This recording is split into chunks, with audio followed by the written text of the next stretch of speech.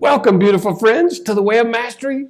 We are in the second deepening of lesson number 5, the keys to the kingdom. Those of you who are here for the channeling and the first, have you been using the keys to the kingdom? Who can tell me what they are?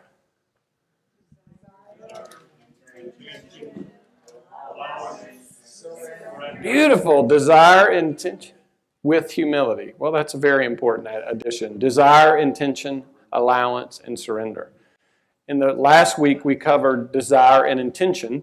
The previous lesson was completely about desire. So he went in depth in desire, trying to free us from this state we are where we limit desire.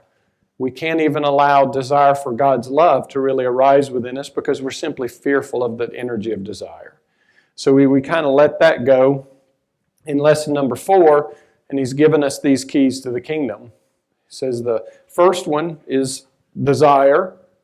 And of course, we might ask ourselves, what is it we desire? We probably come up with a long laundry list of things that we might want in the world.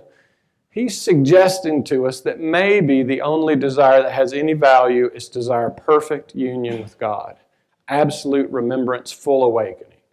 And our intention is to use time, every moment of time, to serve that single desire, rather than all the other ones that we run around in the world trying to fill ourselves up with. He would call those other things idols. And then allowance, we'll get into tonight, and next week we'll wrap up with surrender.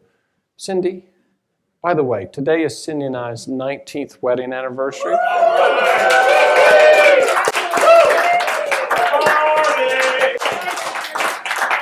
So, honey, I know when we said I do, we had no idea what that was going to mean for us, 19 years later. But thank you, and I love you. Would you like me to read this slide now, dear? You're free to do whatever you'd like, but that would help us move along with the program. Okay. Pathway axioms. I am created as my Father created me to be. I am free, and nothing sources my experience but me and each moment. Nothing has an effect on me whatsoever, save that which I choose to allow to affect me. I need do nothing.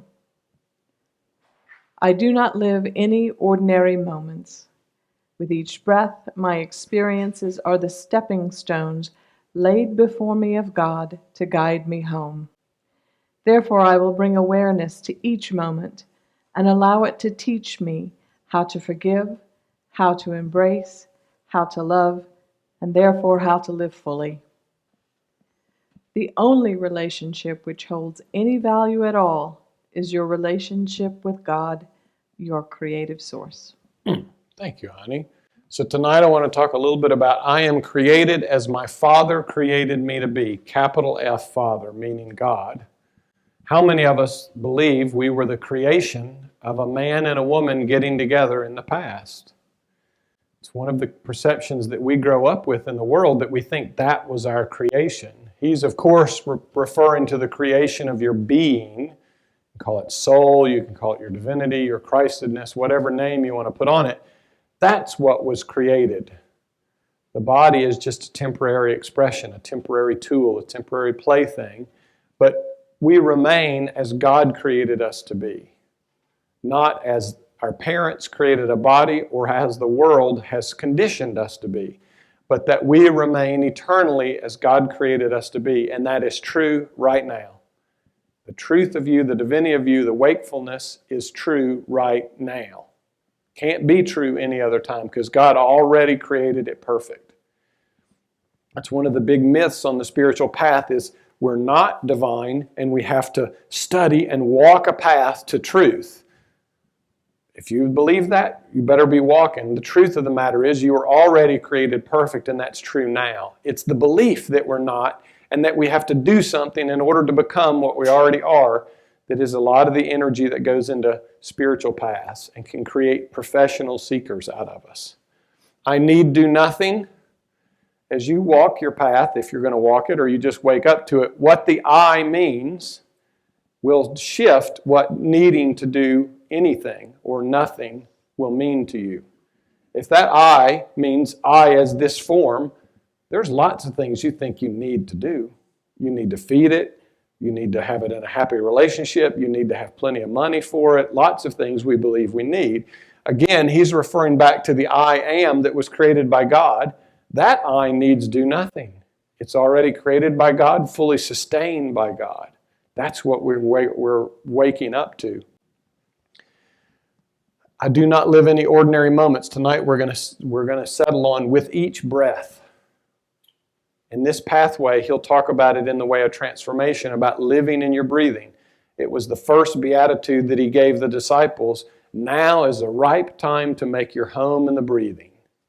Not that you are breathing, because that's happening whether you're watching it or not. You're just watching it.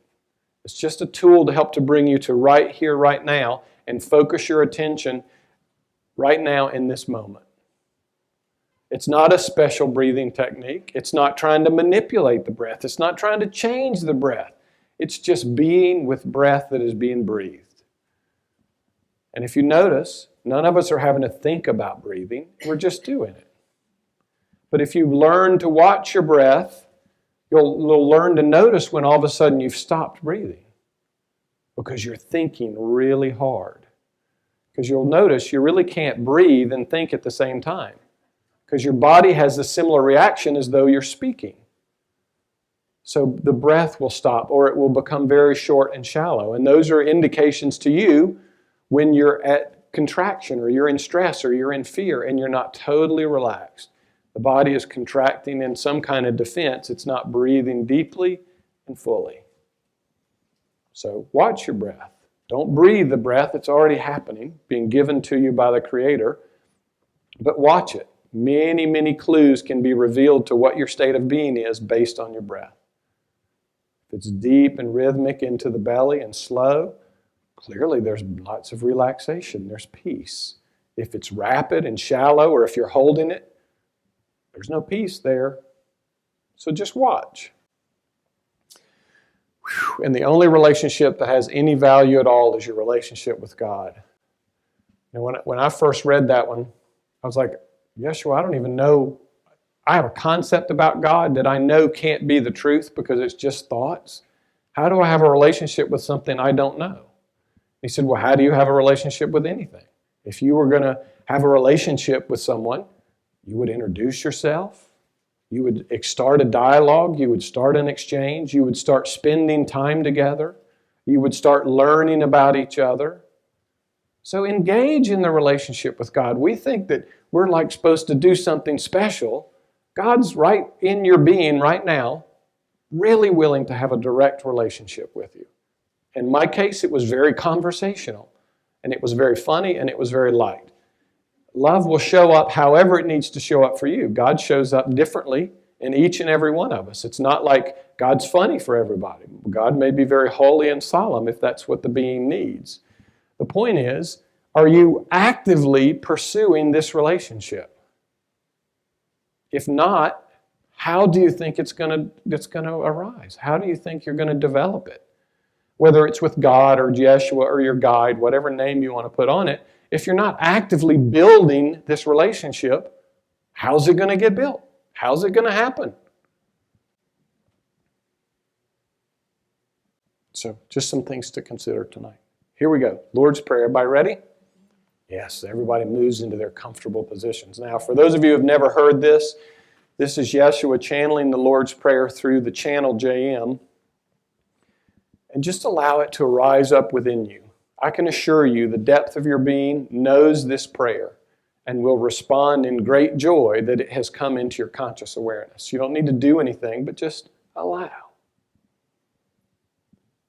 Awum, the Boshmaya, Nita Kadash Shama, Tete Malkuda, Nere Sidinach, Akina the Boshmaya O Baraha, Haulan Lachman, Zunkanan Yamana, Boshwoklan Halpin, Akina Dapanan, Shwakin El Hayabain. Ula talan el mission, el pasam membish. Metadala himel kuda, uhaila, utish bhakta, la alam, amen, amen.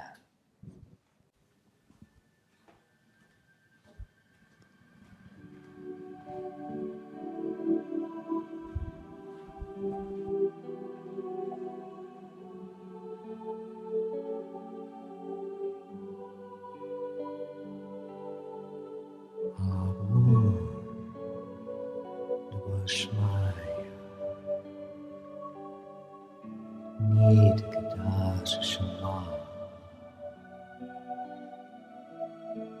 Taking a good Nehwesegena Akanad Vashmaya Upanaha Halan Lachma Sunkana Yamana Ashwoklan Habe Aikana Dapanan Shwakin Hayabe Ula Talan Elisyon El Pasan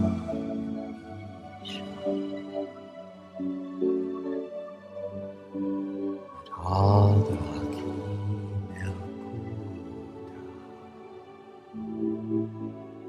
Uhail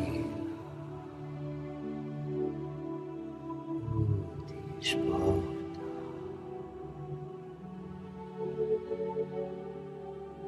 La Allah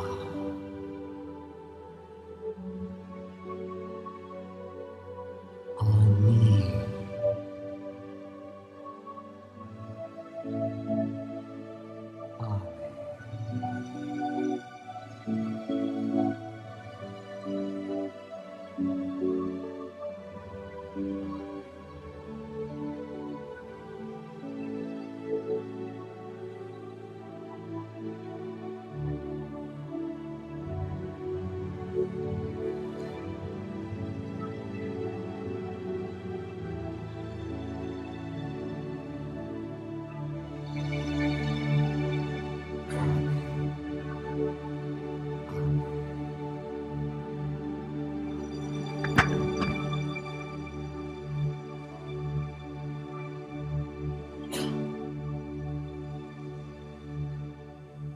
Beautiful.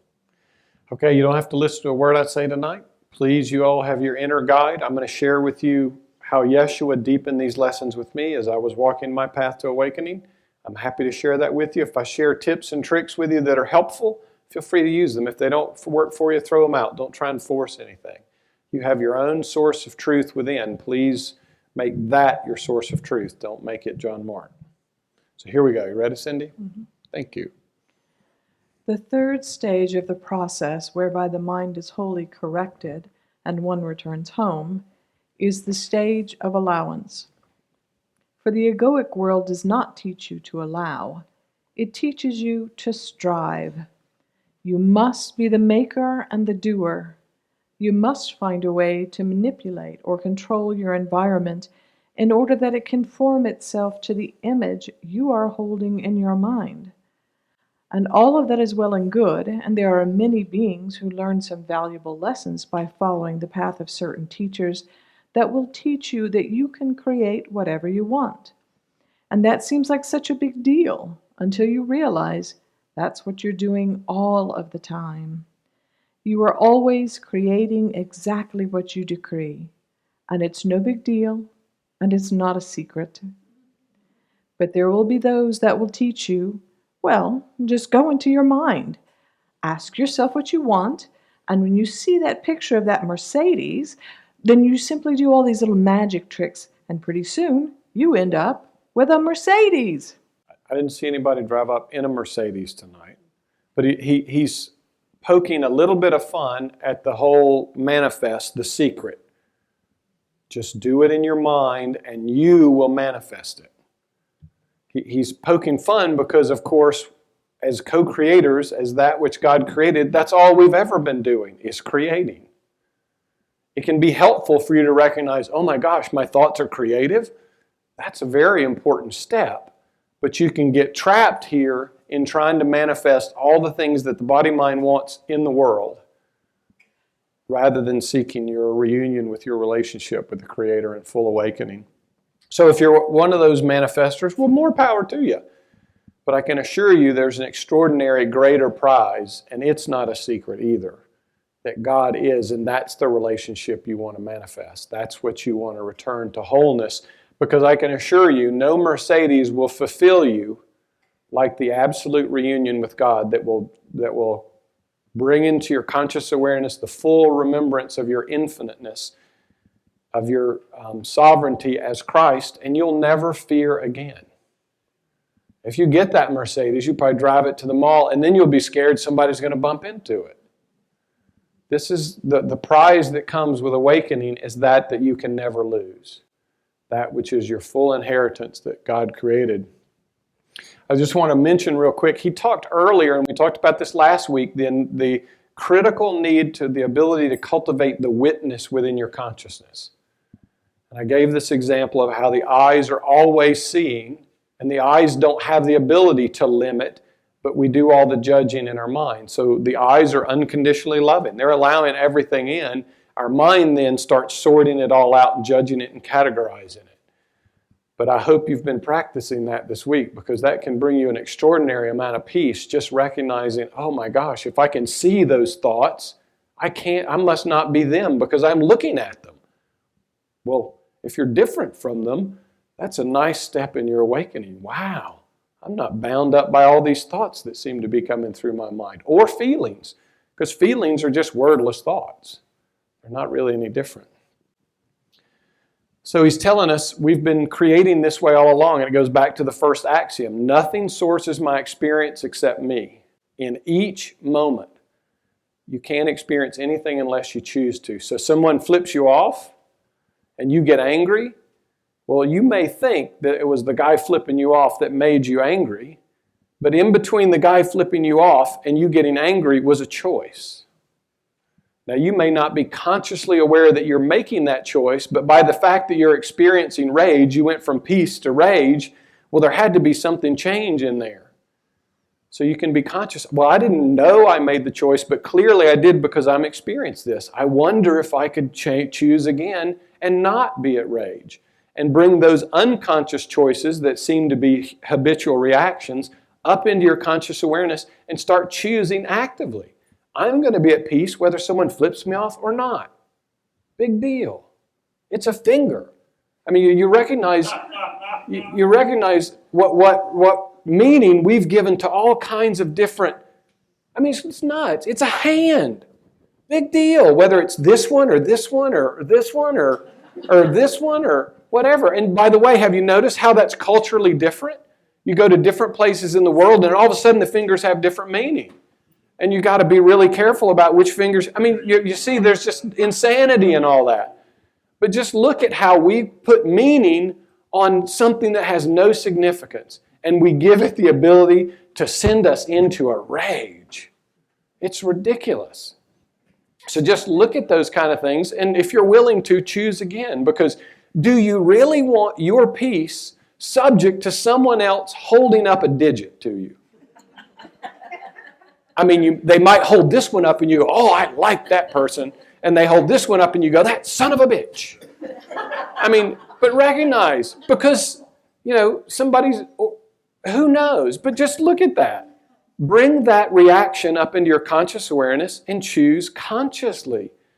Don't let your perception of what a finger means, just assume if they're holding their hand up to you, they're blessing you, regardless of the configuration of the digits. Just embrace it. So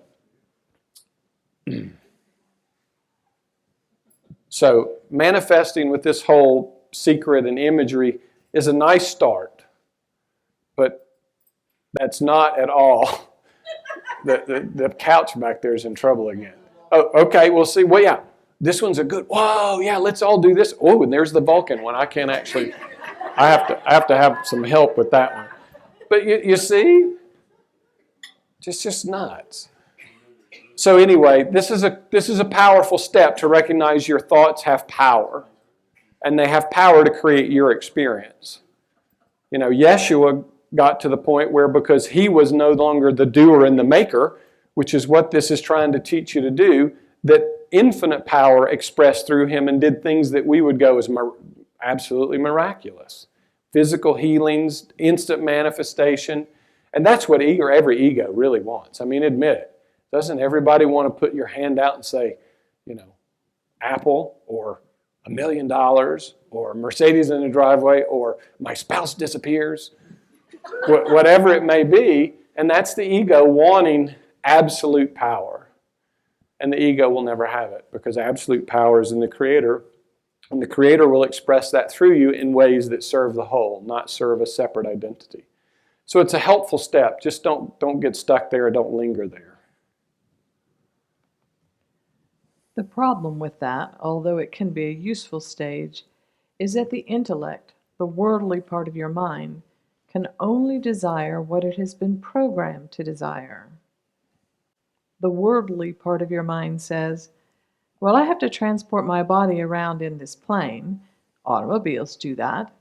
The world tells me that a Mercedes is a grand way of doing this. Therefore, I will create the desire of wanting a Mercedes. And when you manifest the Mercedes, you fool yourself into thinking that you've made great progress, when in fact all you've done is done what you've always done. You have chosen what your experience will be, and you have manifested it. There's nothing new about that, although by so doing, you can begin to regain confidence in your ability to manifest. He makes a distinction in this pathway because it got kind of messed up in A Course in Miracles. He talks about the worldly part of your mind, that part which you operate in kind of daily and was conditioned by the world. I mean, can you know a word that you haven't learned? Can you know you want something that you haven't experienced, or something in the past hasn't told you that's beneficial? So this whole crazy thing is we go embarking on this pathway using this little tiny intellect that can only know from its past. We're not even bright enough to ask the right questions, which, by the way, is something you can ask your guides. When I recognized that, I said, wow, Jeshua, I'm stuck in my past, a very, very limited past. I don't even know the right questions to ask. And he said, well, maybe the question is, ask me what's the right question for you to ask. So you can deploy the Spirit to help you in all ways. I don't know the right question here. I don't know the right action here. I don't know the right anything here. Inform me. And all of a sudden your mind will open, because you're no longer relying on your past. You're saying there's something else beyond the scope of my intellect, and I want to be informed and connect with that. It's absolutely miraculous. So for months, I would simply ask, what's the most profound question that I could ask in this moment that would shift everything I've ever known, make everything I've ever known absolutely irrelevant? And then listen. Now you recognize you're threatening the ego's existence when you ask that profound a question really outside of the context of your intellect. The key is then to listen, because the answer will come if you're truly open to hearing it. And when I was really open, some of the things that I heard in my consciousness did absolutely blow away everything I ever thought to be true, which helped to kind of clean out that limited identity. So employ the Spirit in that way. Don't think your worldly mind, your very limited human intellect, is going to understand the infinite divine, or going to understand God. Rather, invite God to inform you. The smartest thing we do with our intellect is recognizing the total incompetence of our intellect to know really anything. And we go to humility, and we say, I don't know. What's thy will? Why don't you inform me here? So we're always creating our experience. Just listen to your story, and it'll match exactly what your experience is. And we keep telling the same story, and we tell the story about how we don't like our story, but we're still so invested in telling it that we continue to experience it. At some point, and I've used this symbol before of the mirror, wow, I really want to see a smile. And we wait. I really want money. And we wait. We're cause, not effect. We're the cause of our experience. Smile in the mirror, and the mirror doesn't wait. Oh, you waited too long, dude. You're screwed. The mirror just smiles right back instantly. So you are the cause of your experience. If you don't like what you're experiencing, change. Ask for help in changing that. But don't wait for cause outside of you. It ain't going to show up. The mirror is just going to sit there and wait until you decide something. But the way of the heart is about something else. Allowance in this pathway means that you begin to view your life differently. It is not a struggle to get out of high school and create a career by which you can create golden coins, by which you can create the proper house in the proper environment, so that your ego feels successful and therefore of being worth love. Be honest with yourself. Is not your world built on such premises? If only I can make my life look successful around me, then I will be accepted. Then I can love myself at least a little. Maybe I can get other people to love me. That's not it at all. The way of the heart begins with the recognition that you are already loved by the only source that matters, that you have come for a much higher purpose that can be made manifest in the ways of the world, but is not of the world. So all of us that are out there striving to do good works so that in this mythical afterlife, when we go to stand before God in judgment, we will have done enough good things that we'll get into heaven and not hell. It's ridiculous. I can't believe we actually bought that for 2,000 years, but we did. Your Father is already well pleased in you as you are right in this moment and in every moment. What if you actually allowed the truth and the experience of that fully into your consciousness so that you didn't have to do another thing you didn't want to do because you thought you were supposed to get love? What if you wouldn't cower in some special relationship with another person and be treated like a doormat because you're so desperate for love that you let them walk all over you, or you alternately walk all over them? Your source is already well pleased, and that's all that matters. We've all played this game of trying to get human love, and it's quixotic at best. We have it for a moment, we have it for a week, we have it for a beautiful honeymoon, and the wheels always seem to fall off that bus, or that doesn't show up in the way that we want it in that particular moment. Are you willing to open to your source is already internally well pleased? How dramatically might that change your life? But you're not going to know if you don't open to that relationship. Boy, there is a big thing about being a success in this world. Go make something of yourself. And if you don't, you're a schmuck. And those of us who do, who get on the front of magazines and get on TV. I saw an interview of Bruce Springsteen. Stephen's a big Bruce Springsteen fan. He said it's great when he's off on the stage, but he walks off, he feels empty, like he's not good enough. Because he's got the same problem we all do. He's got the same egoic addiction. It's not got anything to do, because who would look at Bruce Springsteen and say, wow, you're not successful? But we got ripped into believing that success in the world and money and health and perfect relationships and kids who behaved and all kinds of crazy stuff equaled happiness. Well, I came to the path of awakening when I got everything the world ever told me would bring me happiness, and not a one of them did. I got a little hit maybe out of them. I got a little self-inflation out of it, but none of them brought the lasting peace. And my mind was already ready to give me, oh, the next one, we'll go do this, and go do this, and go do this, and do it in this way, and it'll work. I turned to the Creator and said, I've had it. I don't want anything. I want peace. How do I get lasting peace and perfect happiness? And this pathway in the Course in Miracles showed up, and Jeshua popped in my consciousness and said, I'll show you the way. So I would encourage you to make that and just give this up. Because if you're at peace, if you know your Creator's love for you, if you know your perfect union, your oneness with the Creator, do you give a shit what anybody's got to say? Do you really care? Big deal.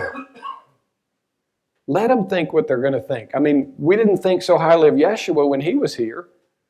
Didn't seem to be a big deal to him. He said, okay, go ahead and kill me. I'll come back and go, bam! Death is not real. So let all that stuff go. But look in your consciousness at how much energy there is in fitting the ideas within your worldly-based consciousness of what is successful and what will make you happy or what will make others look on you and go, wow, look at how joyful they are, how happy they are, how successful they are. And look, we have this sick desire to be envious, for other people's to envy us. It's ridiculous. But we do it. It's nuts. Allowance, then, is the cultivation of a way of looking at the events of your life, not as obstacles to getting what you want, but as stepping stones, each of which presents you with a blessing of the lessons required to heal the obstacles, not to success, but to the presence of love as the source and ground of your being. In this stage of allowance, then, we begin to cultivate an acceptance of all things in our experience. We begin to see that because we have made a commitment to awakening and incarnating only Christ, that the universe is already conspiring to bring the people and events into our lives on a moment-to-moment basis that can best provide us with exactly what we most need to learn or become aware of. And so... Cindy, I'm going to do the first paragraph, please. Thank you. So allowance, the ego thinks allowance means you just let everybody run over you. That's not really what allowance is. It's really just being open to the things in your life. Just look at how much resistance you have within your consciousness to life and to events, even events that do not personally affect you in any way. How many of you watch the news at night and get all balled up about something that's happened on the other side of the world? I mean, if you hadn't have watched the news, you wouldn't even known about it and you'd be at peace. You recognize we're like addicts for that kind of stuff. We just have to go get an upset fix with that kind of stuff. If it doesn't affect you directly, is it worth you giving your peace away to it? You know, you're giving power to situations and circumstances that if you weren't aware of, wouldn't affect you at all. But we hear about it, and then it's this big trauma. And we do it hugely disproportionately. There's this bombing in Boston, like 2 people were killed, and I'm not making levels here, but there's this huge thing going on the other side of the world, and nobody even cares about that, but they make this big thing. So just look at how all of that energy is just absolutely nuts. So take back the allowance and just allow the things that are happening in the world and in your life. And look on them differently. Our pain comes in our resistance. When you just allow, it's like if your hands squeeze really, really tight and you're clenching hard. I mean, you're working at that. There's energy going on. That doesn't take any energy to just be open. So when you're resisting, you'll feel this in your body. It's just a matter of, oh, I remember. I don't have to resist. I can just open up and let it go. So it's not about resisting them. It's rather recognizing, oh my gosh, this is a blessing. I'm so glad that guy flipped me off because I get to see that I reacted without consciously choosing. Do you recognize the scale of the gift the guy with the finger might have just given you? If you use that to recognize, oh my gosh, I can make another choice. I don't have to react habitually anymore to his finger or anyone else's fingers. So it's about looking at your life and recognizing those are the situations and circumstances the universe is bringing you, including being in this room right here, right now, or watching it online, that you need to help wake back up to the presence of perfect love that is very well pleased in your being right here, right now. and will be very well pleased regardless of what you ever did or what you will ever do. That's freedom. That's peace. So allowance is cultivating the acceptance of all things in your experience. Key word here, all things.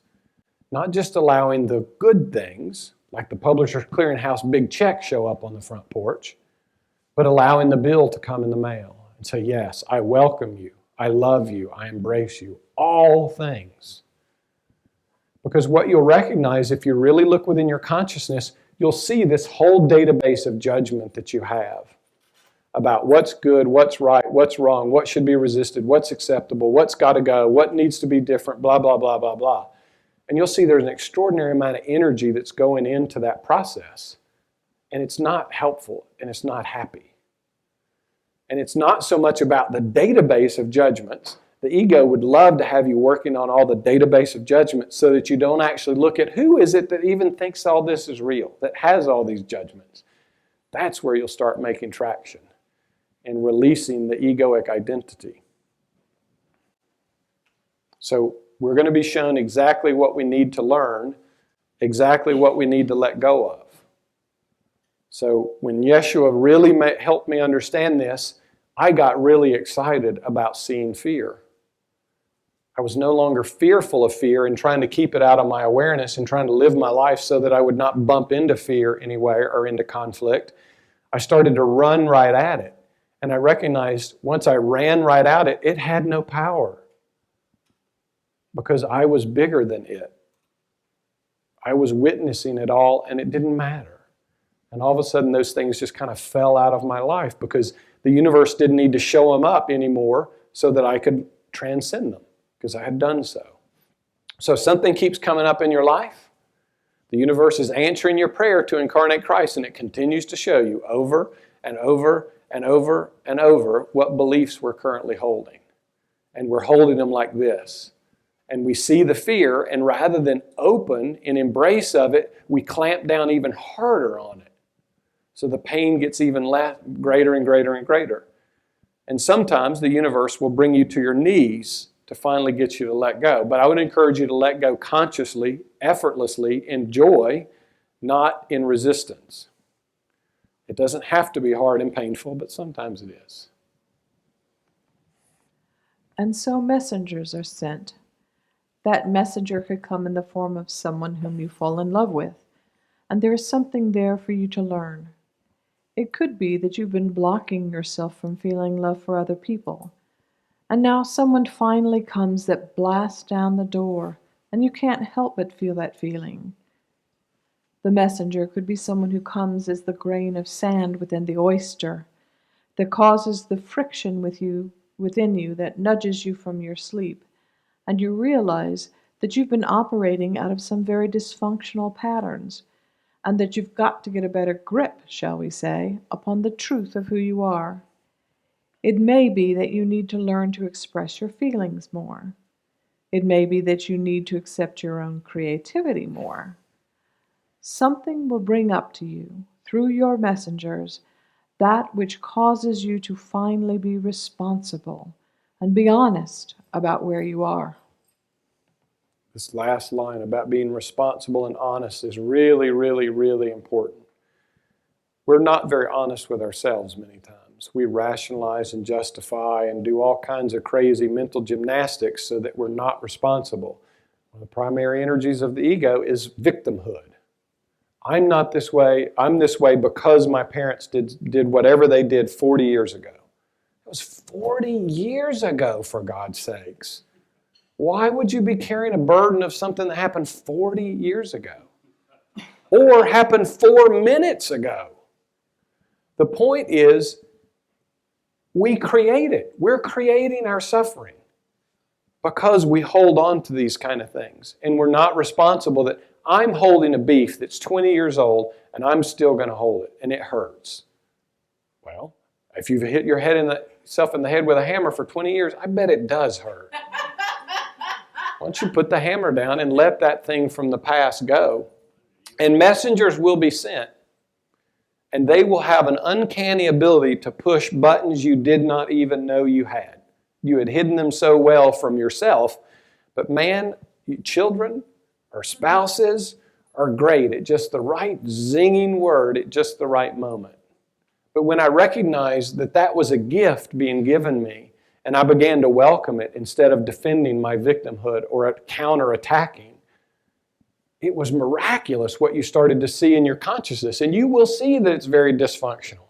Jesus said in the Gospel of Thomas, look within, and when you do, you will first be deeply disturbed because you are going to see dysfunction that takes insanity off the map. You will be deeply disturbed. But the jewel in being deeply disturbed is not to judge yourself for it, but recognize I have the power of another choice. And exercise that choice and change the way you react and become conscious of the decisions that you're making and stop acting unconsciously.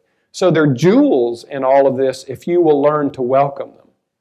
Because the universe is trying to get you to let go of everywhere in your being where you're clenched like this. And we're so good at hiding it, we don't even recognize where it is. So something has to show up and we go, oh my gosh, I see. This is my opportunity. This is the universe answering my prayer to awaken. I say yes to allowance. I say yes to letting go of my beef about that. In my mind, I got boards and I taped my fingers open so that I couldn't even say no. So it was just like this perpetual state of being open and willing and allowance. And as a result, things moved through pretty quickly. Didn't mean I didn't see them. It didn't mean nasty, dysfunctional stuff didn't come up. It did, but because I was not going to hold it anymore, it could move through and out without a lot of resistance and without a lot of pain. So those messengers are trying to wake you up. Even if they're in the dead of their sleep, the Spirit will still use them to wake you up. Will you be grateful for them? And I get to celebrate 19 years of gratitude for a spouse that pushed every button I never knew I had so that I could wake up. So thank you, honey. You were really, really great divine messenger for me. Responsibility and honesty. It's really important. And we lie to ourselves all the time. Your guides, your mind's not private. We think it's private. We think we have all our special thoughts. We think we can control that little world. It's as wide open to creation as we can imagine. That's one of the misperceptions of the ego. So it's like you're lying to them and they're looking right in your consciousness. They can see the whole truth of it. Why don't you just really get honest and go, you know what? I'm screwed up. I need some damn help. I don't even know how to be honest with myself. Can I get some help here, please? And let them come and let them help. That's all they're there for. They're not judging you. They know the whole thing was about play. They're not worried about that at all. Their sole purpose is to help us awaken. For instance, if you think, well, I never get angry anymore. After all, I'm a very spiritual person. I just got out of seminary and I know it all. Ah, yes, I'll just live in heavenly bliss. And events begin to happen. Perhaps, we'll use this for an example. Perhaps a gay couple moves into your neighborhood and you discover that you have some very deeply seated perceptions that there is something wrong with that sexual orientation. They are messengers sent to you by the universe to push you to look more deeply. Allowance, then, is the cultivation of a quality of awareness in which you rest in the recognition that your life is no longer your own to dictate and control, but that rather you're given it over to the source of your own beingness, to that depth of wisdom in the depth of the ocean that knows best how to bring about what is required to push up the dross from within your consciousness so that you can release it. Again, Jeshua drops these jewels in this pathway over and over and over of correcting his past teachings and effectively saying there's nothing wrong with homosexuality. And I appreciate that the Supreme Court finally agreed. And we got over a long-standing issue with that because the I am of God makes no distinction. The truth of our nature is that we are not male or female. We don't have sex or gender.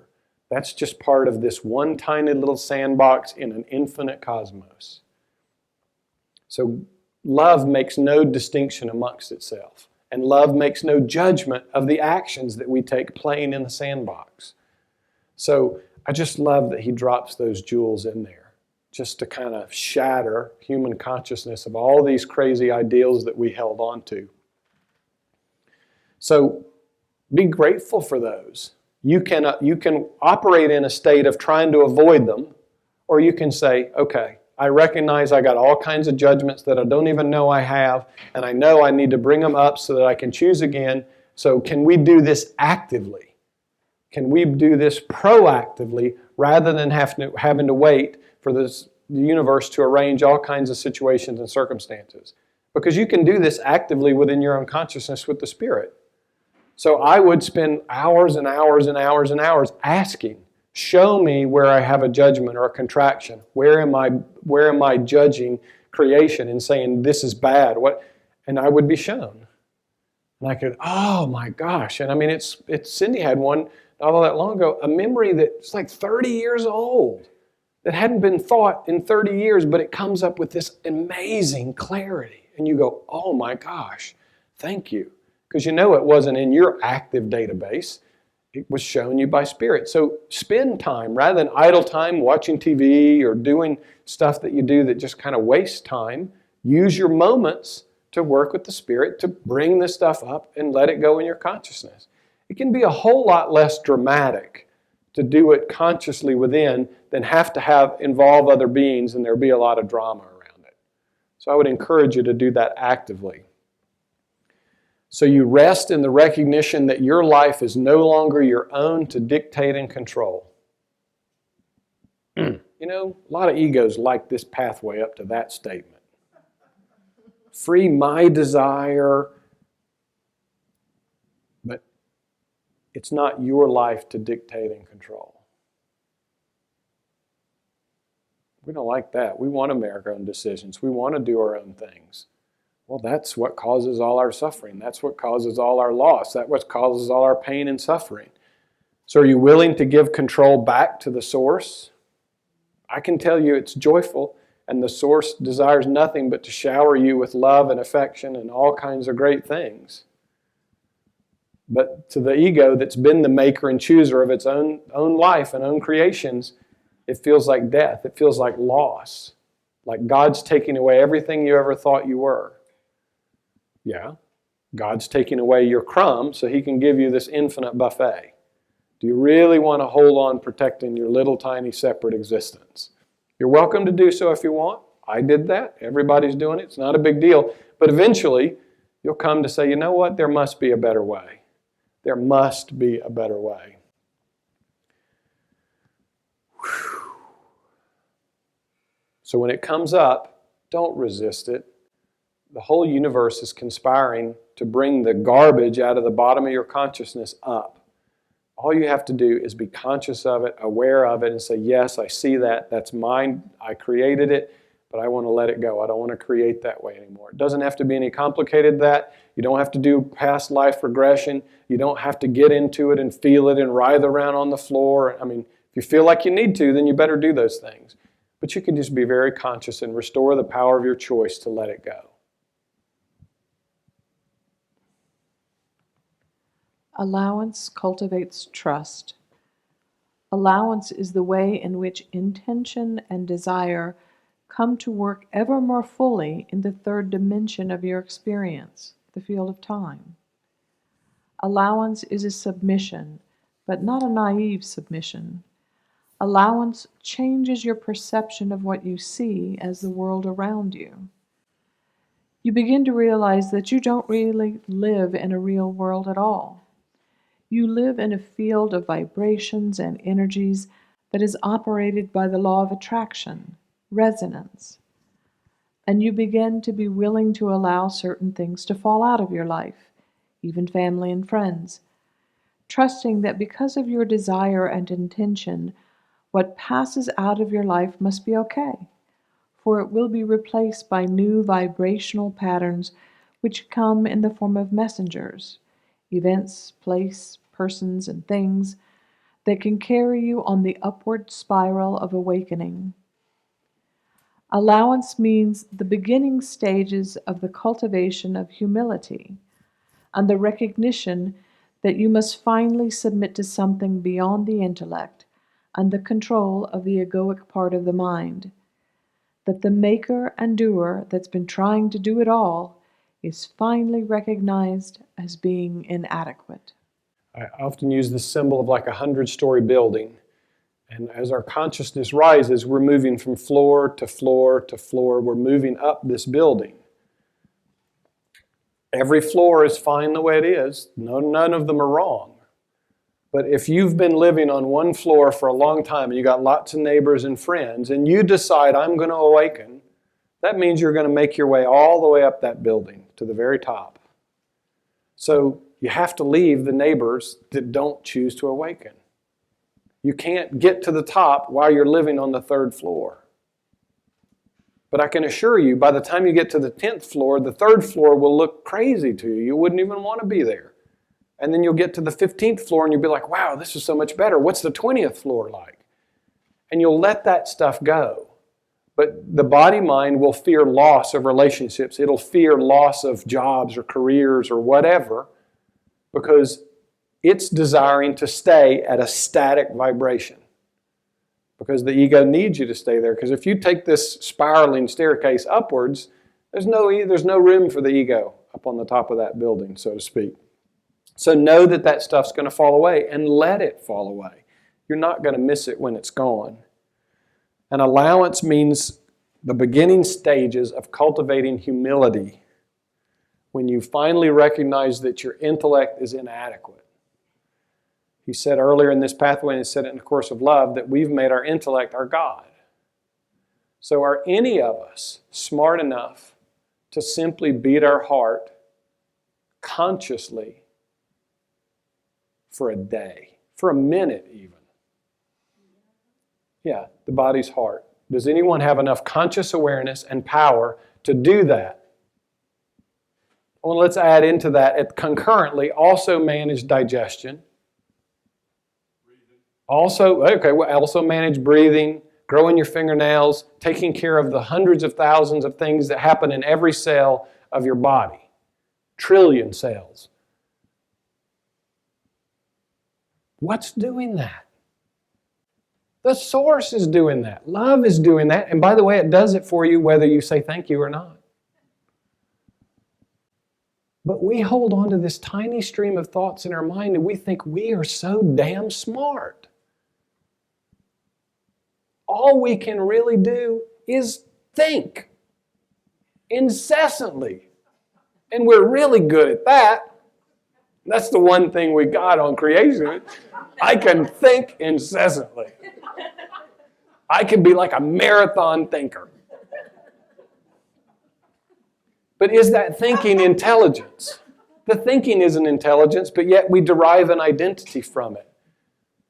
So all we're asking is that you consider recognizing that the stream of consciousness in your mind that are thoughts that you've become identified with and created a little tiny life out of, are you willing to simply surrender to that which is taking care of every one of the functions in these bodies right here, not to mention the 7 billion not in this room, and coordinating the orbit of every molecule? I mean, just one glass of water has an unimaginable amount of molecules in it. Something is coordinating the orbit of every one of those, not to mention every orbit of every planet and every star. I mean, do you recognize how tiny an intellect we're holding on to and claiming our separate identity with? Yeah, I mean, it's just ridiculous how we do that. So I'm just suggesting maybe it's worth starting to open to that infinite consciousness, that infinite power, which, by the way, seems to be doing things really, really well when humanity doesn't step in with our super powerful modern-day intellect and start messing with things. So we're really giving up nothing. I promise, when that incessant thinker in your mind stops, you're not going to miss it. You're not going to reminisce in peace and go, God, I just wish that shit-talking mind was back. Oh, my God. Just for a day. Yeah. Oh, I want that monkey mind back. I want to get beat up by my mind again. I just feel so lonely without it. So recognize the ego will fight for its separate existence. I'm just trying to point out how ridiculously, incredibly small that is. And you probably don't need it. So allowance also changes your perception of what you see as the world around you. Because as you start allowing love to reinform you, you recognize, oh my gosh, that's just an out picture out there of what's in my mind. So when the guy flips you off and you instinctively go, asshole, well, that was all created within your consciousness. And you project it out on him. The truth of the matter is, you think you're an asshole. And we don't like that, so we want to put it out on someone else. That's this whole thing about projection. So allow. But don't do it by yourself. Invite the Spirit to join with you in that allowance. I had Jeshua with me every time something would come up, until the point where he showed me those things that are coming up are just collections of thoughts. They're just feelings. They're just energy. He started having me look at them as just colors rather than thoughts that had all kinds of meaning. Well, there went yellow. There went blue. There went brown. There went turquoise. All of a sudden, the meaning that the mind gave them was gone, and it was a lot easier to just witness and allow without trying to resist so much. As these three stages mature, you rest into the final stage of surrender. And surrender means there is no longer any restlessness. Surrender means you know through every fiber of your being that there's no one here living a life. There is life flowing through the body-mind personality for as long as it lasts. Here is where the mystical transformation is culminated and completed. It is here that you understand the meaning of the teaching, I live, yet not I, but Christ dwelleth as me. Surrender is a stage in which perfect peace is the foundation, not for passivity, not for inactivity, but even more activity. You find yourself, as long as you are in the world, being busier and busier, asked to do more and more. You become even more responsible. And eventually you come to see that because you are Christ, you are responsible for the whole of creation, and you cannot think a thought without disturbing the farthest of stars. It is that responsibility from which you have shrunk and tried to contain yourself as a tiny myopic piece of foam, all because you feared being responsible for the whole. For those of you who kind of came into this new, in the previous lesson, he used a symbol of God as the ocean, and we believe we're a wave, a very tiny part, and we believe we're separate. So that's what he's referring to, a little foam on the end of the wave. So surrendering to this infinite intelligence, this source that, by the way, is giving us all right now. All of our eyes are working, we're all hearing, everything's happening in our body. Source gives that to you all the time. We don't have to do any of it. So you begin to surrender to that intelligence. And the mind will tell you, oh, surrender means silence and stillness. I'll just be a blob of nothing. All that's just trickery to try and get you to not do it. The fact of the matter is you become so clear, so peaceful, that love can start to move through you in all kinds of ways. Just like it's moving through this form, doing all this beautiful work now. So I live, not, but Christ dwelleth within me. That infinite intelligence begins to inform all that you are and all that you do, rather than you having a distinct separate life that's yours and is being lived for your sole individual purpose. I don't know about you guys, but just look at the infinite creative potential that's just being expressed on this one world. I mean, there's abundance everywhere. Creation doesn't do anything on a small scale. Have you noticed? Nothing. I mean, Infinite variety. Just for those of us who live here, there's just how many shades of green can be expressed in these mountains and in these trees and in the grasses.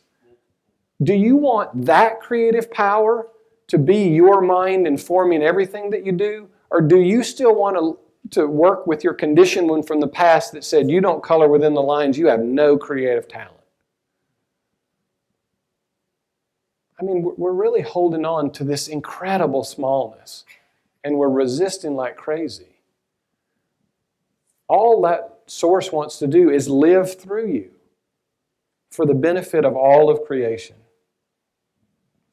This was one that really gets a lot of people, because you are Christ, you are responsible for the whole of creation.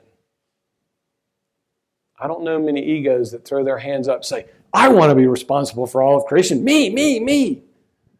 Because we look out there from our body-mind point of view and we say, this is really screwed up. I don't want to be responsible for all that murder and death and sickness and bad choices and people getting kicked out of houses. I don't want to be responsible for anything. But yet you still want to have a distinctly separate experience. Well, he's saying Christ is the offspring of the Creator. Of course we're responsible for all of creation. And it's not you any longer as a separated being. The Christ is the one whole experience, inseparable from the Father. And when you get to this point, it'll be like, well, duh. It won't be a big deal. You won't be in fear that I am responsible for the world. The Father gives us infinite freedom, allows all things. All he's asking to do is, can you allow all of creation to be as it is? That's your responsibility, is not to resist it, not to judge it, not to say that it's wrong or it's bad or it should be different. To celebrate creation, to celebrate the infinite variety, to celebrate the freedom that we're given even to have this myopic little dream. You're asked just to join and be the head cheerleader for love. Is that such a bad gig? It's because there's no judgment in Christ. There's only love. So you might actually consider surrendering into it.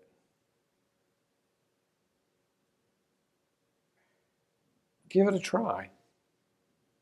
Next time you have this situation in your life and you can't figure out what to do, I just wonder if you might consider making an appeal to the infinite consciousness that seems to be doing everything else really, really well.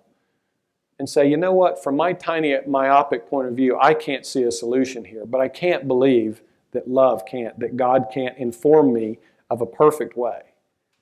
I mean, Jeshua asked that question, and all of a sudden, fish and loaves fed 5,000. Because he didn't rely on his past. He let love create in that situation. So do you want to operate from your little tiny body mind that says that's impossible? Well, then your experience will be that it will be impossible. So it's about opening to this intelligence, this infinite source creative potential, and allowing that to live through you. It's there already. Our little chatterbox is just resisting it. I mean, if each and every one of you got amnesia on a snap and didn't even know you could think, you'd be nothing but blissfully happy. And your life would flow and move perfectly. I mean, because all of a sudden, the intelligence that's running all of creation would just be running you perfectly. We think we need to think. Unfortunately, we don't. So here we go. And it is kind of a mystical transformation that happens because it'll happen in the depth of your being and you won't understand it at all. Just like you can look at a tree and not understand how it ever appeared. How does it do what it does? Mystically, something will happen within your being, and that your cup will become empty, and it'll start to be filled with love, and you just won't have any idea how it's done. People come to sit with me, and I can hear things that are going on with them, and I share them with them, and they say, how do you do that? Well, I don't know. I just listen. Love does all these beautiful things. But the way of the heart corrects your perception, in which you come to recognize that your greatest joy, your greatest fulfillment, is in wholly and deliberately accepting responsibility for the whole of creation. Why? Because you suddenly realize that you're not the maker and doer, that you can accept responsibility for anything and everything, because through you all power under heaven and earth is made to flow, to manifest the love of God. So in short, it's in God's hands, not yours. Nevertheless, then, not my will, but thine be done. Does that make sense to you? Do you see how it changes how you've even been taught to interpret my teachings? Desire, intention, allowance, surrender. But it is a surrender into a way of being that the world can never know. It is surrender into a way of being in which you may never receive what you call this in your world an Oscar for your acting. But it is a way of being in which your consciousness becomes totally open to your union with all of creation, and you will talk with a leaf as it falls from a tree. You will see the soul of the kitten that you pet. You will talk with angels and masters. You'll be involved in board meetings in the high cosmic conference rooms. So this first paragraph, he had a course lesson in the Course in Miracles. I place the future in God's hands. This is again that you're just that through love, which creation is flowing. Let it flow. Accept responsibility for it. Enjoy. And let it be. Not my will, but thine be done. We've said this for a long time, but we don't really know what it means. He's trying to point at the deeper meaning of it. You're letting love be responsible for all things, but yet you are one with that love. You don't have a separate, distinct will to get for yourself. And he will correct all his teachings by the way this pathway is over. So again, it's just duh. You recognize, oh my gosh, I wasn't ever doing anything except babbling on incessantly. And when you recognize that's not identity, that's just passing transient thoughts, that the ground of being, source itself, is your consciousness, is what you are, well, it's no big deal to be responsible for everything, for all of creation. So how about being in consciousness that's not limited, and that you can commune and communicate with any and all aspects of creation, not just within the physical proximity of what you perceive to be your body-mind. It's kind of cool to be able to roam the cosmos or go and see places and experience things without needing to lug the body around.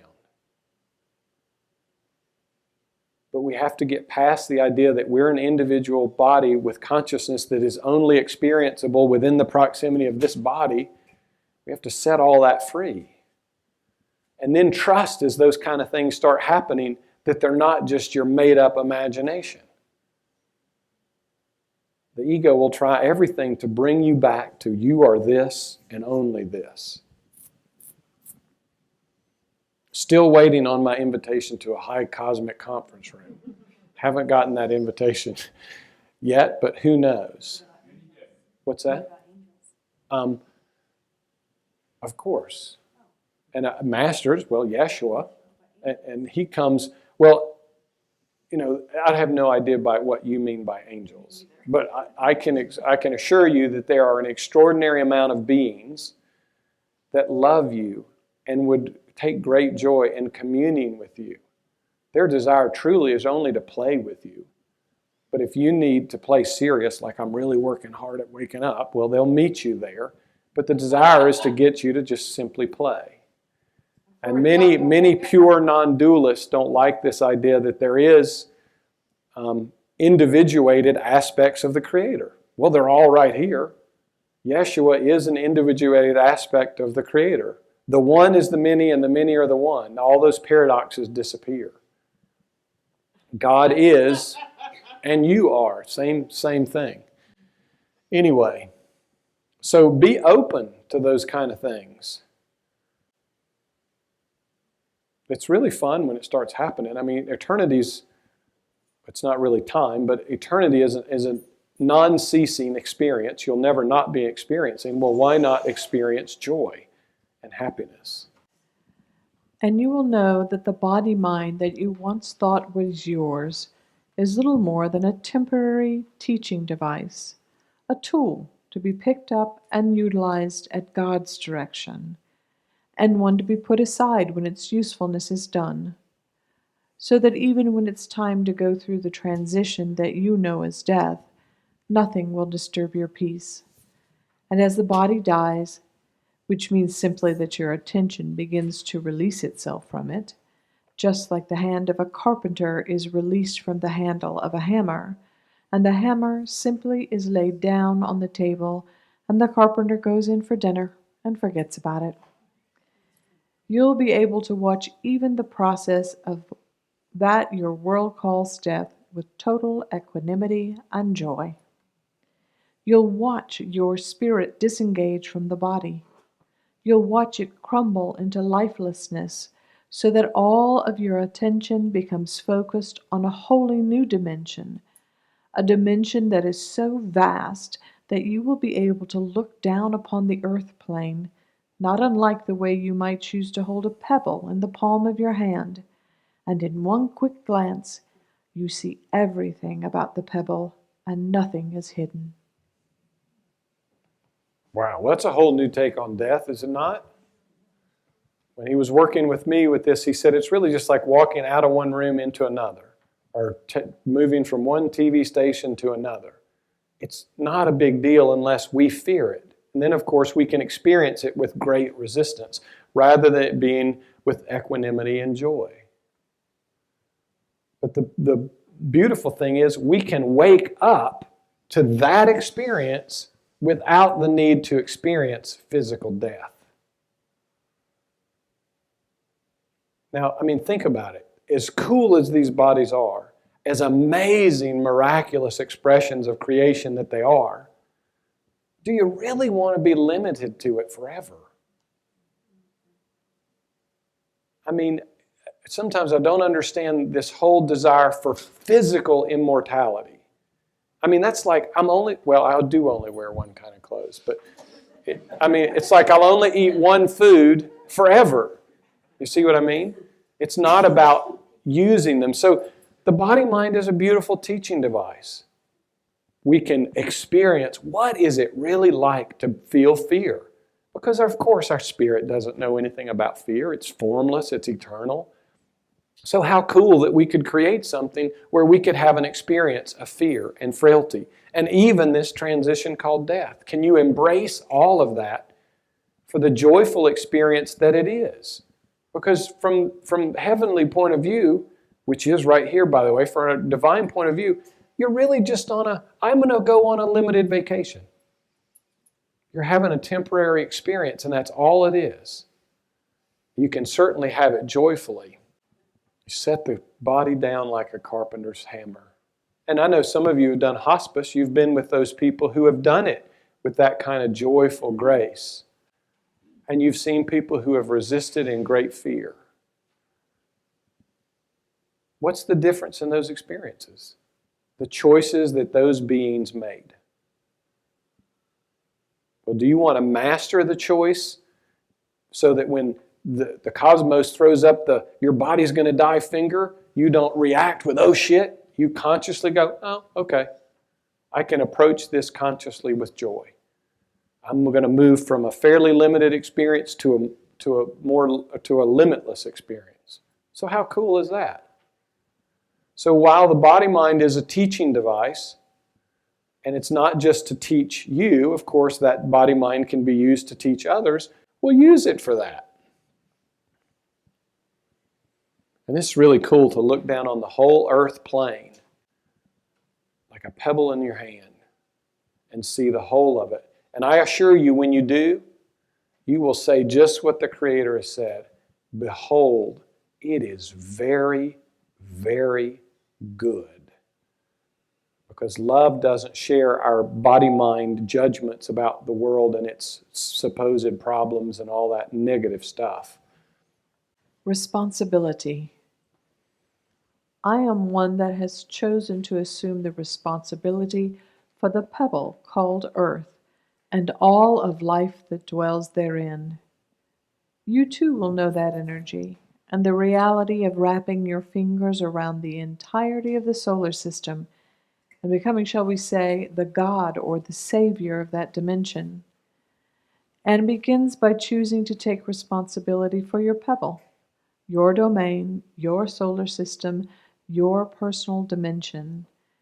And that again begins by saying, I and I alone am the source of what I experience and perceive.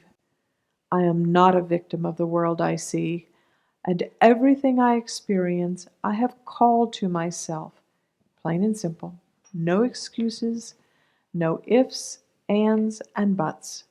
That's the way life is. And gone will be your immaturity, your resistance to simply being responsible for your experience. He blew us away in I think the first lesson where he said, he chose the crucifixion. He didn't drop this first action, that he and he alone was the source of his experience. And that could not come to him was it not his choice. He was not a victim to the world and the crucifixion. He chose to allow it to happen. I'm really grateful that he did, because he came back, bam, it's not a big deal, this whole death thing, I'm telling you. So this is really a greater activity than we think. Our body-mind doesn't like this at all. But if you, for a moment, want to consider that you're the offspring of the Creator, do you think God says, oh, shit, I created a cosmos and I didn't mean to? I mean, who's God a victim to? Well, you and the Father, you and the Source are one. You're not a victim either, except that you chose to come here and incarnate, we all did, to play that role. So accepting this is only taking back the power that you've always been given. It's not about doing anything bad. It's not about, being egoically arrogant. It's simply about restoring yourself, big S self, to that in which it and how it was created. Because all of creation is happening consciously. This realm, that conscious choice, seems to be pushed into our unconscious, and then we seem to be a victim to it. We seem to be a victim to this chatterbox mind that runs through our awareness. Or we seem to be a victim to something that happens to us, some illness. And of course, we've cultivated the belief in our whole society that that's true. It's not. We're creating all those experiences, all of them. So the power of this is when something comes up in your experience, you recognize, oh, this could only be happening to me because I chose it. I wonder if I could join with the Source and choose again. And ask to have my mind healed, my misperception corrected. And when the misperception in your mind is corrected, the effect, sickness in your body, has to disappear. Because the cause is gone. We run around treating the symptom, the effect, and we rarely deal with the cause. So whenever you're experiencing that, like he said earlier, welcome it. I'm not in resistance to this whatever ailment. Let me use this. Be grateful that this is a stepping stone. Father, show me in my mind where I have created this, where that choice for this is out of my awareness. Help me bring it up in my awareness so that I can choose again and let it go. That's powerful healing. Not running around a victim to what it is you're experiencing. So this is responsibility that the ego doesn't want to take, because this responsibility restores you to how you were created to be. Well, there's no room for the whiny, victimhood, selfish ego in that statement. That's why it's the very first axiom. The way of the heart, then, cultivates a maturity of desire, intention, allowance, surrender. And no single characteristic is of greater importance than this, and we've already mentioned it. It's called humility, Not the feigned humility that is taught in certain world religions, but a genuine humility. For humility doesn't mean that you stand in front of a group of people who stand and give you a standing ovation and you go, oh gosh, you don't have to do that. It's not important. So that you can look like you're humble when inwardly you're saying, oh God, that feels so good. Clap a little louder, clap a little longer. Oh, I won't tell you that. Know you that kind of humility? Isn't it the kind of humility you were taught in your schools? Don't stand there and beat upon the chest and say, oh yes, thank you. I'm really doing this well now. You were not taught that that's okay. True humility is going to talk quite a bit about it, but it's the humility that says, I didn't create myself. I'm not beating this heart. I don't really know I can do anything except think I think. I mean, anything that you do, think about it. Do you really know how any of it is happening?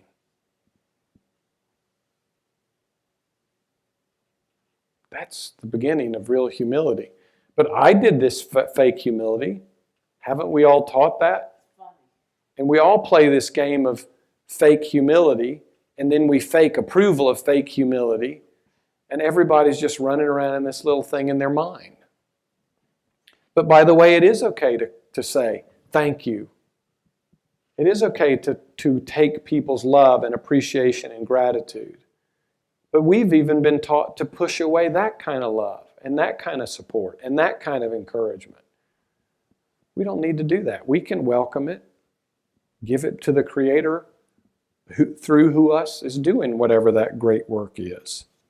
Genuine humility flows from the deep-seated recognition that you cannot save yourself, that you are created and not creator, that you are effect and not cause in an absolute sense, that something called life is not yours, that there is something beyond your capacity of containment and intellectual understanding.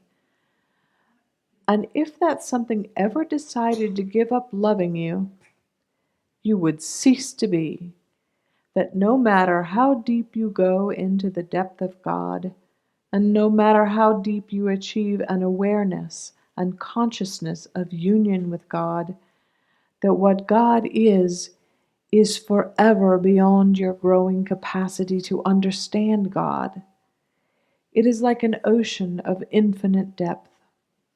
And when you realize that, strive as you might, you'll never wrap yourself, your little self, around that source. You will rest into humility, genuine humility. So all of those of you who the mind has told you that awakening is like a finish line, whoosh, I'm done, creation and eternity are never done, ever. You may have some profound experiences that shift your identity where you can come into this humility gratefully and be very happy to no longer be in fear and to know what your identity is. But it's always being revealed to you. You simply live in revelation. And that is constantly deeper and deeper and deeper and deeper and deeper. And it goes joyfully when you're no longer in resistance to it, or you're not trying to intellectualize it and understand it. You come to rest in, I don't know what I don't know. And in that comes great peace and great humility. We start with, I think I know. We move to, I know I don't know, but there's still an I, a separate I that's driving both of those. And we end up resting in, I don't know what I don't know. It's just this total emptiness, this total willingness to simply let the source live life through you, capital L life. And I can assure you the source can do it much better than our tiny little thinking body minds can. So those of us who are working, striving so hard to get it, give up. Give up all hope of ever understanding it intellectually. If you can accept that, that's the greatest thing you can do with your intellect. And then you can surrender into this kind of humility and in this kind of joy. And by the way, I had an issue with this when I read this lesson with Jeshua. And if God ever decided to give up loving you, you would cease to be. And I was like, oh, I thought you said God doesn't judge, God doesn't. And the ironic thing is that, of course, God can't do that because then existence wouldn't be complete. God would have to stop thinking about himself, which is you. And it can't ever happen. But the point is, he's speaking there to the ego that thinks it can understand God. That one molecule of water can understand the experience of the whole ocean. So your awakening is really awakening beyond this idea of yourself as a body, mind, and that thinker, and resting in the infinite. Not that you become a better body, mind, that you become more knowledgeable spiritually. It's that you recognize your total ignorance and your inability to ever know conceptually. And then you just open and let love inform you in all ways. Not just big things like conference, cosmic boardrooms, or moving your consciousness around, down to the very basics, the very simple basics of life, like beating your heart, breathing, growing your hair, all that incredibly simple, mundane, ordinary stuff, which seems ordinary, but when you truly look at it, it all of a sudden becomes miraculous because you have no idea how any of it happens. So that's the beginning of beautiful, genuine humility. I'm glad Jeshua helped me realize I couldn't save myself, and then I could appeal to his consciousness and have him help me walk me home. So next week we'll do lesson number 5. We'll finish lesson number 5. So for those of you who are scheduling, we'll finish next week. The week after that we will channel lesson number 6, which is love heals all things. How many lessons are there? 35. And we're making great progress, and we're just on number 5. Isn't that cool? Questions or comments, anyone? What do you mean by channel number 6? Okay. I'll get that one. Yeah. He asked, what do I mean by channel number 6? We'll listen to the audio recording of Jeshua speaking lesson number 6. A couple of quick things real quick. Announcements. Oh, I'll do love offering first. Cool. I didn't wake myself up. I couldn't have. I had enough humility and enough intellect to recognize I'm clueless as a bag of rocks, and I reached out for help, and help showed up. And I developed that relationship with Jeshua. You can call it your higher guide, God, whatever you want to call it. And I trusted. I was willing to trust and become humble and say, I don't know. And in my not knowing was I always shown and revealed over and over and over to awakening. And Jeshua comes with me when I do this work. By the way, your guides come with you everywhere you go. So they're all here in loving support of us waking up to our divinity. So I'm grateful to our Creator for this incredible capacity to play these kind of games across infinite realms. So we all love you with an absolutely infinite love and a perfect peace that will not change. Will not change. Peace and a beautiful good night. A couple of quick things. Jeshua says it's time for one who wakes to go on the road. If you're interested, anyone out there in hosting us to bring a retreat or what I would call a plurk shop to your area, that's more play than work, give me an email at love@onewhowakes, or if you'd like to quicken your journey, you're welcome to come sit with me in person, or we can do a Skype or whatever, and I will simply open and let love guide us. A couple of cool things on the One Who Wakes website. All the videos are now accessible on the website. So those of you who've been going to all those Vimeo channels, they're still on Vimeo, but you can get to them directly on the One Who Wakes website. Anyway, the love offering, this is all I do for a loving, is extend the truth in these ways that it's available for those who choose to embrace it, can. So if you're so moved, please put a donation in the basket. Despite what some people think, enlightenment doesn't make your bills disappear. Enlightenment doesn't make everything, all of a sudden go away. Just the way you live your life will be different. So we would appreciate it. Those of you watching online, you can go to onewhowakes.org. In the upper right-hand corner is a little give button. You can click there and make a donation. And there were some questions. Okay, we'll bring the mic back. Thank you, John Mark. Thank you for Yeshua and all your guides and teachers. You're welcome.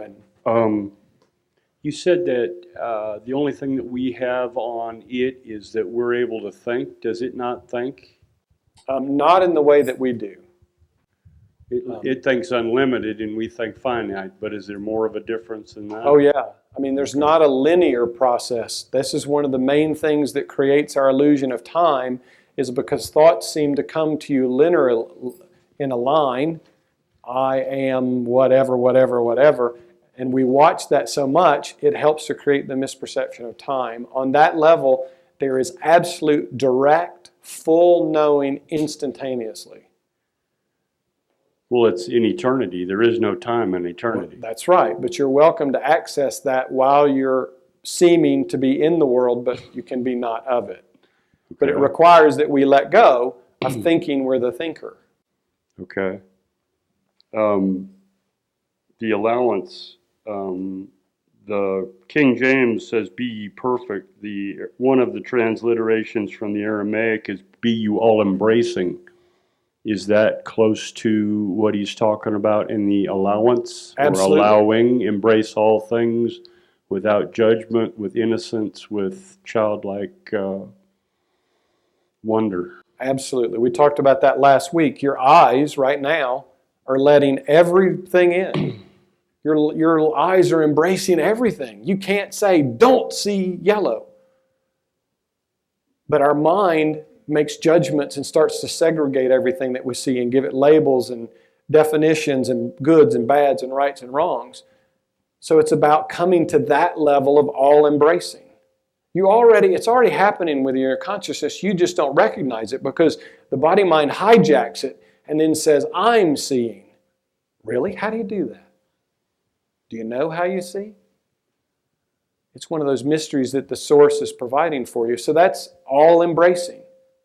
All embracing. Before the thought arises, "I don't like that dress," or "I don't like to look at that." So it's about stopping all that, letting it go, and resting in the all embracing. It's closer than you can ever imagine. It's already happening within your being. It's already being provided for you perfectly. It's just that our body-mind hijacks that whole process. Closer than your very breath? Well, sure. What do you think is the initiating action of breath? We're not doing that. We have an expression we use in recovery, life on life's terms. It came to me recently that it's in that, it's more life on spirit's terms.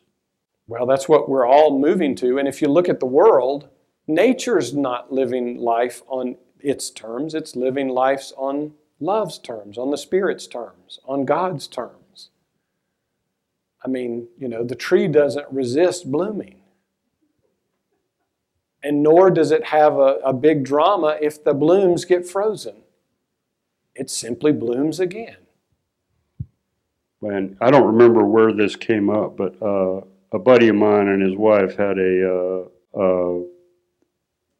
cross stitch on their kitchen wall that said, "When I go to sleep at night, I give all my troubles and worrying to God.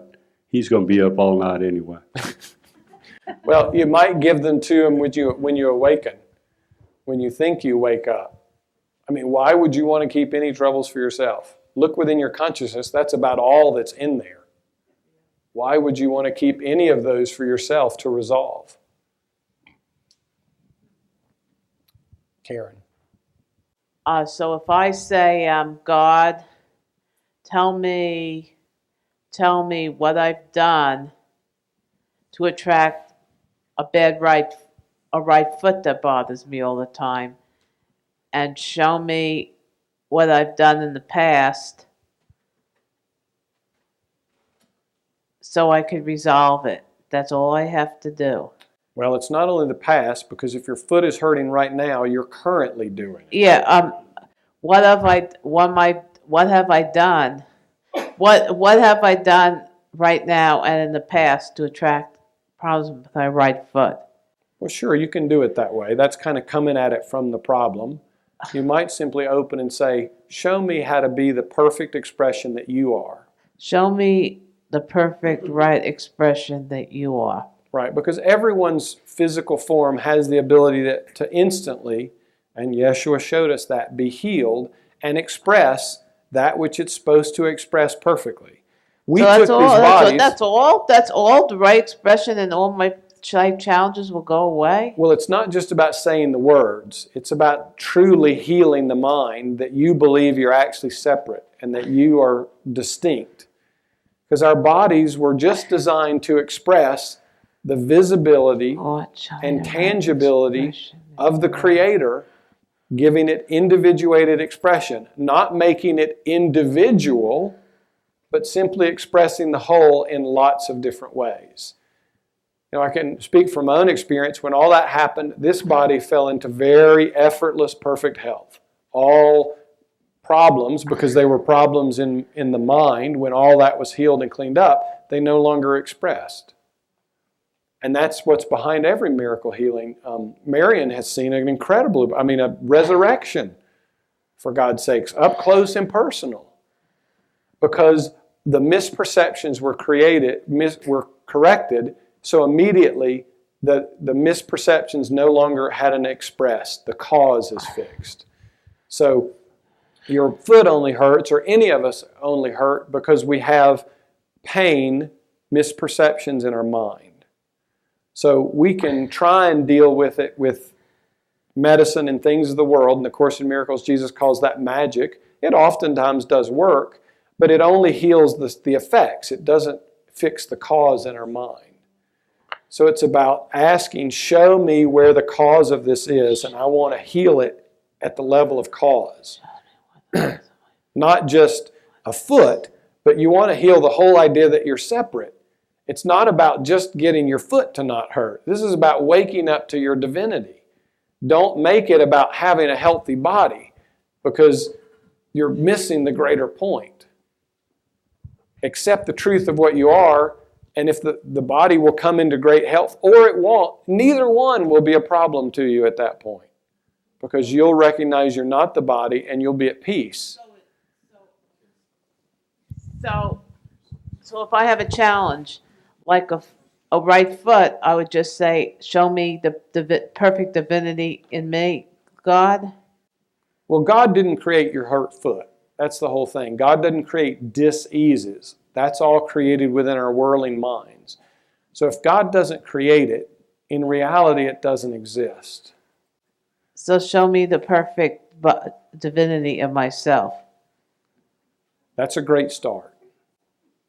But we have to truly open up to that experientially. It's not just about replacing a belief, because people run around mantraing all the time: Mercedes, Mercedes, Mercedes, Mercedes, no Mercedes.